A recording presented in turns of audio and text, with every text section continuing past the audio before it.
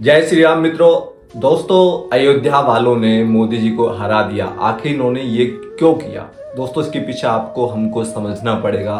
ये भगवान की लीला का विस्तार है। मैंने एक पहले वीडियो बनाया था ना, एक तरफ कर्म योगी है और एक तरफ कर्म भोगी है। कर्म योगी मतलब मोदी जी, कर्म भोगी मतलब विपक्ष। कर्मयोगी मतलब इन्होंने अपने कर्म किए हैं राम मंदिर के संस्थापना के लिए, राम मंदिर के उद्घाटन के लिए, आज जितने भी धर्म की संस्थापना के जो कार्य हुए हैं वो भगवान ने इनको चुना और इन्होंने बहुत बखूबी इन्होंने निभाया। लेकिन भगवान ने गीता में कहा है ना कि आप कर्म करो, फल की इच्छा मत करो। तो ये भगवान की लीला का विस्तार है। ये अयोध्यावासी जो हैं ये धामवासी है और धामवासी कुछ भी कर सकते हैं। इन्होंने माँ सीता को नहीं छोड़ा, तो ये तो मोदी जी हैं। और दूसरा एक और, भगवान का जो नाम रूप लीला गुण धाम और उनके संत, ये छह का छयों में निवास है। मतलब धाम में भगवान के जो नाम रूप लीला गुण धाम जो महात्म्य है ना, धाम में भी भगवान राम का निवास है। इसलिए धामवासियों के प्रति दुर्भावना नहीं होना चाहिए। क्योंकि ये भगवान की लीला का विस्तार आप समझिए।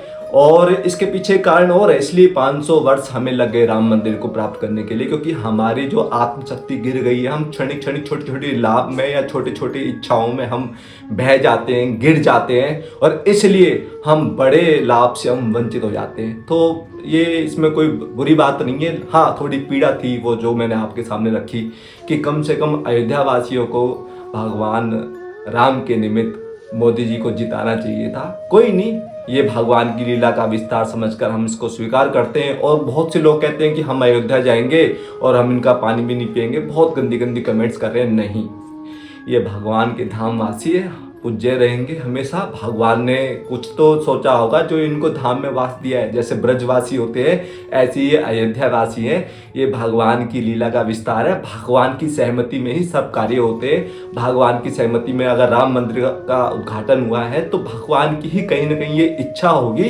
कि मोदी जी या बीजेपी को ये अहंकार ना हो जाए कि देखो हमने राम मंदिर बनवाया है तो हमको वोट मिलना चाहिए। ये भगवान की लीला का विस्तार है। किसका कब अहंकार मर्दन हो ये भगवान तय करते हैं। नंबर दूसरा, इससे बीजेपी को एक सबक मिलेगा, एक आंख भी होगी इनकी कि हमें 2029 में और प्रबल तरीके से यूपी हो या किसी अन्य राज्य में किस प्रकार से दुरुस्त करना है।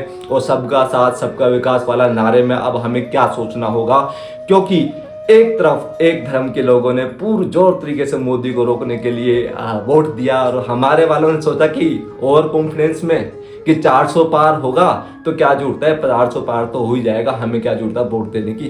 तो बहुत से लोगों ने इस प्रकार से नजरअंदाज किया कि 400 पार तो बोल ही दिया, हो ही जाएगा। बहुत से लोग वोट देने भी नहीं गए।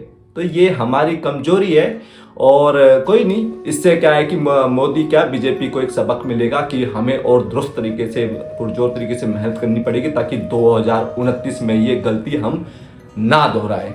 तो ये और बहुत से लोगों से मेरे आप लोगों से हाथ जोड़ के विनती है कि धामवासियों के प्रति अपशब्द ना बोले, बुरा मत बोले। ये सब भगवान की लीला का विस्तार होता है। कर्मयोगी इसी को बोलते हैं। मोदी की परीक्षा और अधिक होनी है, इसलिए मोदी योगी के लिए में ये जो हुआ है ना, ये सब परीक्षार्थ होता है। कर्मयोगी उसी को बोलते हैं। कर्म करे लेकिन फल की इच्छा ना करें। अगर हम फल की इच्छा करेंगे तो वो कर्मयोगी में नहीं कहा जाएगा। तो एक पीड़ा थी जो आपके सामने मैंने रखी। जय श्री राम।